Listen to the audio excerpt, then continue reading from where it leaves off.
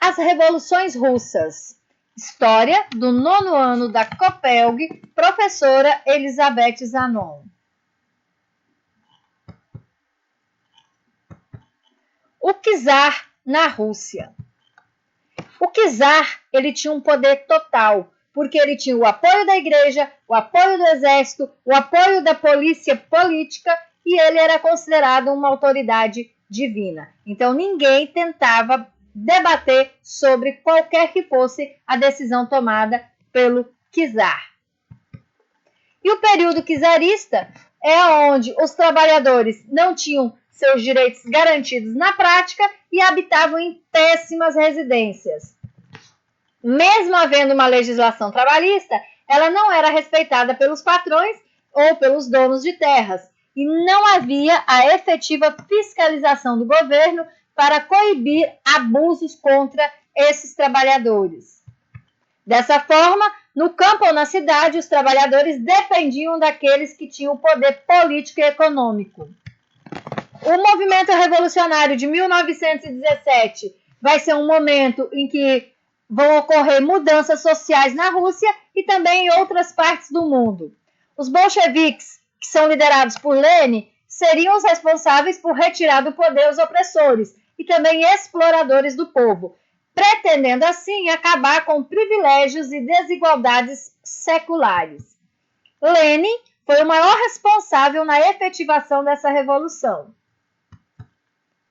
A fome, mais a miséria, vai gerar uma disseminação de difusões de novas ideias. Vai fazer com que as pessoas reajam e conseguem disseminar novas ideias.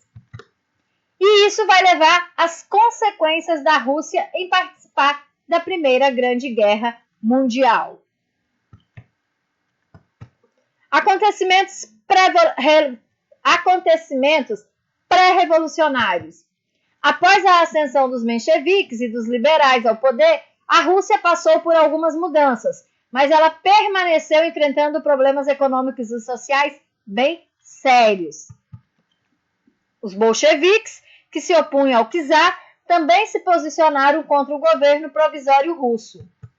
Exigiam uma mudança radical do sistema político-econômico da Rússia por meio de uma revolução dos trabalhadores. Eles desejavam também a saída da Rússia da Primeira Guerra Mundial, a reforma agrária e a instauração de um regime socialista. As reivindicações dos sovietes eram, a primeira, a saída da Rússia da Primeira Guerra Mundial e a reforma agrária dentro do país. Mas quem eram esses sovietes? Eles eram compostos de trabalhadores do campo e das cidades, soldados e intelectuais eleitos democraticamente e tinham o objetivo de representar os interesses da população russa. A não implantação da reforma agrária e a permanência da Rússia na Primeira Grande Guerra Mundial foram consideradas traições, o que condenou o governo provisório perante os setores mais radicais, sobretudo os bolcheviques. O Estado soviético ele convocou as mulheres para participar. E ele chamou as mulheres para pegarem armas e tomar parte da luta pelo poder. No entanto, a participação das mulheres nesse processo é tema de discussões pela dicotomia no nível de representatividade feminina em momentos diferentes da Revolução. Ao mesmo tempo que chama as mulheres, essas mulheres elas não são valorizadas. Propagandas pró-revolução retratam as mulheres como protagonistas da luta, símbolos de força e de coragem. Só que, no entanto, a gente consegue perceber que poucas delas tiveram a oportunidade de falar em locais onde majoritariamente havia participação de homens, tais como em congressos ou portas de fábricas. As mulheres, então, dentro dessa Revolução Russa, no início, elas eram exaltadas pela coragem e pelo vigor, e depois passaram a ser excluídas das principais decisões e cargos administrativos. As tensões na Rússia pré-revolucionária aconteceram devido à política absolutista do czar, que era questionada, os trabalhadores se organizando em busca de seus direitos e os ideais socialistas surgem para combater o absolutismo. Então, essas três situações fazem com que ocorra cada vez mais tensão dentro dessa Rússia pré-revolucionária. Após a morte de Lenin, houve um racha entre os líderes da Revolução Russa.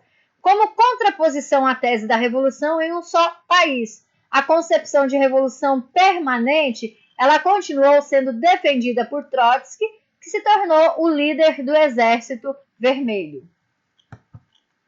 Agora, então, você vai responder a atividade do capítulo 6, lá da atividade suplementar, e depois você vai realizar a correção dessa atividade por essa videoaula. Então, pega a sua atividade suplementar, resolva as atividades do capítulo 6 e depois retorne essa videoaula, que você vai entender que essa videoaula nada mais é do que a correção dessa atividade.